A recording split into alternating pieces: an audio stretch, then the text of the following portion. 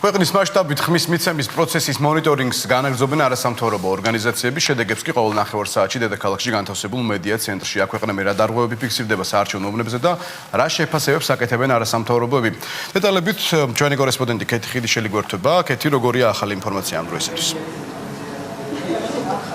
კენჭისყრის პროცესი მთელი ქვეყნის მასშტაბით ამ დროისთვის მშვიდ გარემოში მიმდინარეობს, ასეთი არასამთავრობო ორგანიზაციების შეფასებები ამ დროისთვის ფიქსირდება 6 მცირე და 11 შედარებით სერიოზული დარღვევების უმეტესობა ფიქსირდება მარტვილისა და ზუგდიდის ტერიტორიაზე.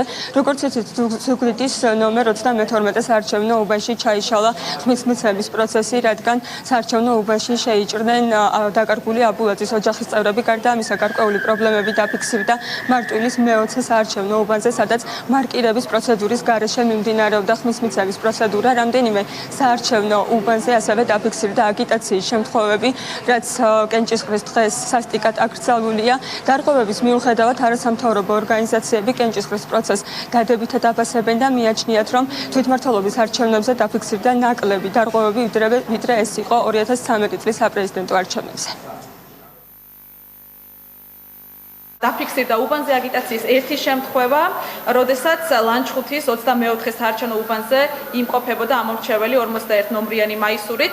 უბანზე არაუფლებამოსილი პირების ყოფნის 3 ფაქტი დაფიქსირდა, სიღნაღის ნომერ 1, ნომერ 29 საარჩევნო უბნებზე და ასევე ასპინძის 1 საარჩევნო უბანზე. ეს არის შემთხვევები, როდესაც პოლიტიკური პარტიის კანდიდატები რეგისტრირებულნი არიან ან წარმომადგენლებად, ან დამკვირვებლებად, რასაც საარჩევნო კოდექსი პირდაპირ ბრძალავს. ამ ეტაპისთვის ჩვენ დავაფიქსირეთ 6 მცირე და 11 შედარებით უფრო სერიოზული დარღვევა და შეიძლება ითქვას, რომ ზუგდიდის და მარტვილის ოლქი არის ყველაზე პრობლემატური. ზუგდიდის საარჩევნო ოლქის 32 უბანზე ხმის მიცემის პროცედურა ჩაიშალა, იმიტომ რომ კონკრეტული პირები შევარდნენ.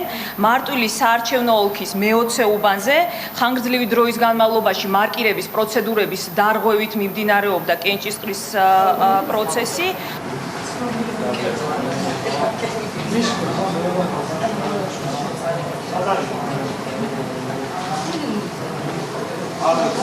მედია ცენტრში უკვე შემოვიდა ინფორმაცია ეგრეთ წოდებულ სპეცუბნებთან დაკავშირებით, ასეთი საქართველოს მასშტაბით არის სულ 20 უბანი, დამკვირვებლებს შეექმნათ სპეცუბნებზე შესვლის პრობლემა.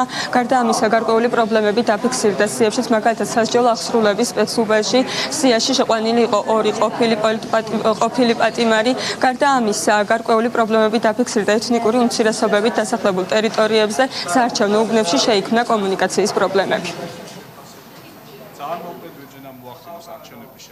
ჯერჯერობით არ ფიქსირდება. მედიაცენტში 6-ის ნახევარზე მოგაგორის რაიონის მე-40 საარჩევნო უბანზე უბნის გახსნამდე კოალიცია ქართული ოცნების 2 დამკვირვებელი შევიდა, რომელთაგან ერთ-ერთს არ ჰქონდა დამკვირვებლის სამკერდე ნიშანი, რის საფუძველზეც საზოგადოებრივი დამცველის დამკვირვებელმა საჩივარი დაწერა. დარღვევა დაფიქსირდა აგრეთვე გლდანის 27 საარჩევნო უბანზე, სადაც ამომრჩეველს მარკირების პროცედურა არასწორად გაუკეთდა.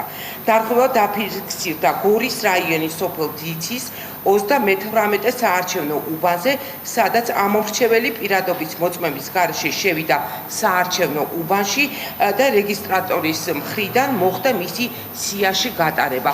აღსანიშნავია, რომ როგორც ჩვენ დამკვირვებლები გადმოგვცემენ კონკრეტისპირად სოფლებში წელს ბოლო წლების განმავლობაში პირველად მოხდა, რომ ოკუპირებული ტერიტორიებიდან როგორც ამომრჩევლები, ისე არჩევნებზე დამკვირვებლების სტატუსით დაფიქსირებული მოქალაქეები უპრობლემად გამოაგზავნეს, გადმოატარეს საზღვარზე და მათ შეძლეს თავიანთი საარჩევნო უფლების განხორციელება. სამწუხაროდ დილის პროცედურებზე დასწრებულ უბნის გახსნის პროცედურებთან დაკავშირებით უბანზე შეშვებასთან დაკავშირებით იყო პრობლემები, თუმცა CSKO-ს ჩართულობით აღნიშნული ხარვეზები მალევე გამოსწორდა. ნაძალადევის ოლქის ნომერ 96 უბანზე ეს გახლავთ ხანდაზმულთა პანსიონატი, სადაც აღნიშნული დაწესებულების ადმინისტრაციის მიერ დროულად იქნა ინფორმაცია მიწოდებული ამომრჩეველთა სიის შესახებ, თუმცა ოლქის მიერ არ იქნა გათვალისწინებული და 20 ამომრჩეველი არ არის სიაში.